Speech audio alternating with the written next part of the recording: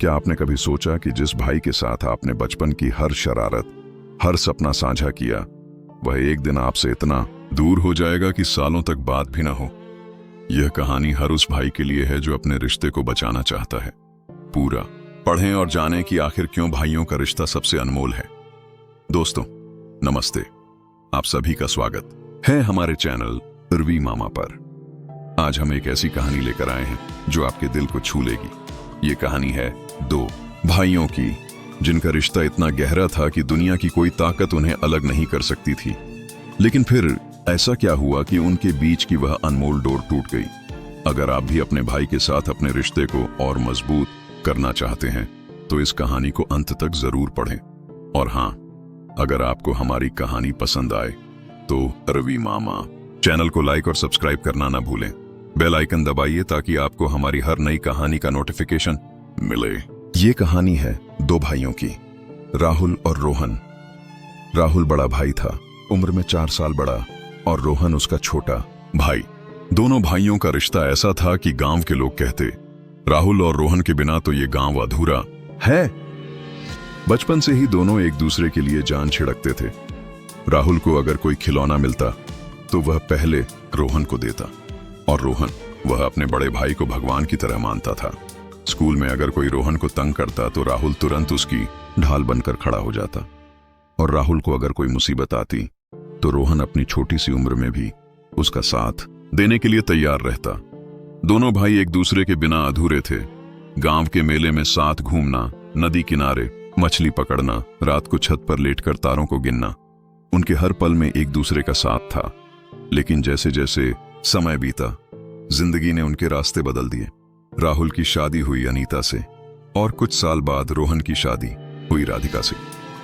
दोनों भाइयों ने सोचा कि अब उनका परिवार और बड़ा और खुशहाल होगा। लेकिन किसे पता था कि यही नया परिवार उनके रिश्ते में दरार डाल देगा। शादी के बाद राहुल और रोहन एक ही घर में रहते थे। शुरू में सब कुछ ठीक था। अनीता और राधिका भी आपस में अच्छी बनती थीं, लेकिन धीरे धीरे छोटी छोटी बातों पर तकरार शुरू हो गई। अनीता को लगता कि राधिका घर के कामों में ज्यादा मेहनत नहीं करती। राधिका को लगता कि अनीता हमेशा बड़े भाई की बीवी होने का रौब दिखाती है। ये छोटी छोटी बातें धीरे धीरे बड़ी बहस में बदलने लगीं। एक दिन अनीता ने राहुल से कहा, देखो, तुम्हारा छोटा भाई कुछ करता ही नहीं, सारा दिन बस अपनी दुकान पर बैठता है और सारा बोझ मेरे ऊपर डाल देता है। राहुल ने कुछ नहीं कहा, लेकिन उसके मन में ये बात बैठ गई।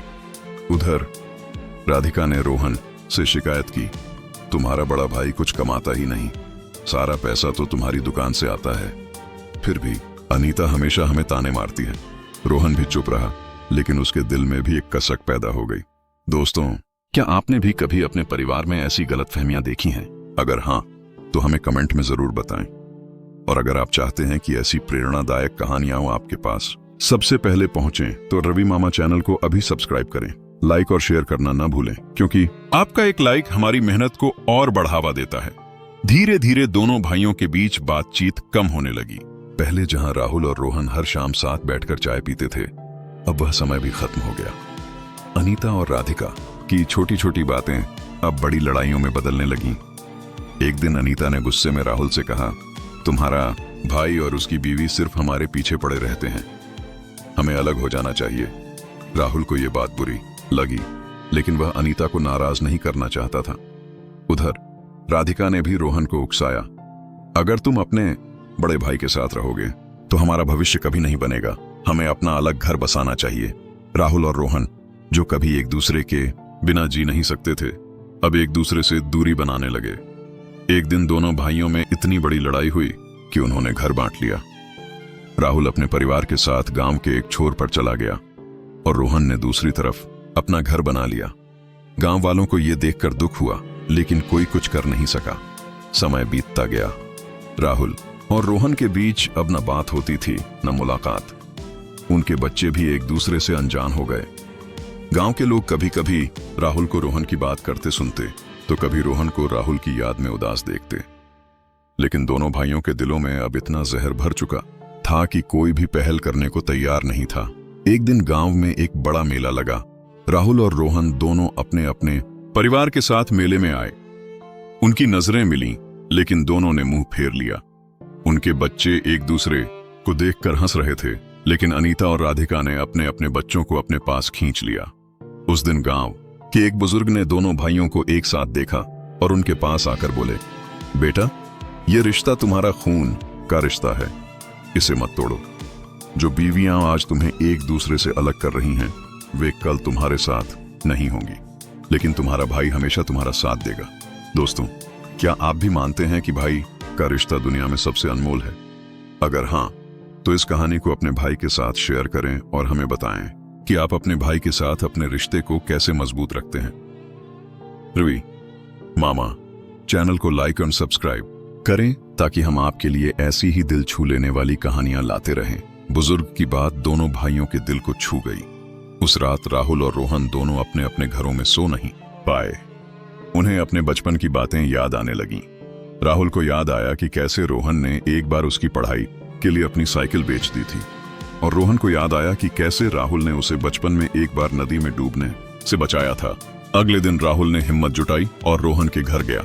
रोहन ने उसे देखकर पहले तो मुंह फेर लिया, लेकिन फिर राहुल ने कहा, रोहन, हमने अपनी बीवियों की बातों में आकर अपने रिश्ते को दांव पर लगा दिया, लेकिन अब मैं नहीं चाहता कि हम और दूर रहें। रोहन की आंखों में आंसू आ गए। उसने राहुल को गले लगाया और कहा, भैया, मैं भी तुम्हारे बिना अधूरा हूं। दोनों भाइयों ने उस दिन एक दूसरे से माफी मांगी और अपने परिवारों को एक साथ बैठाकर सारी गलतफहमियां दूर की। अनीता और राधिका को भी अपनी गलती का एहसास हुआ। उन्होंने वादा किया कि वे अब कभी भाइयों के बीच दरार नहीं डालेंगी। दोस्तों, ये कहानी हमें सिखाती है कि भाई का रिश्ता दुनिया का सबसे अनमोल रिश्ता है। कोई भी बाहरी प्रभाव, चाहे वह बीवी हो, दोस्त हो या कोई और, इस रिश्ते को तोड़ने की ताकत नहीं रखता।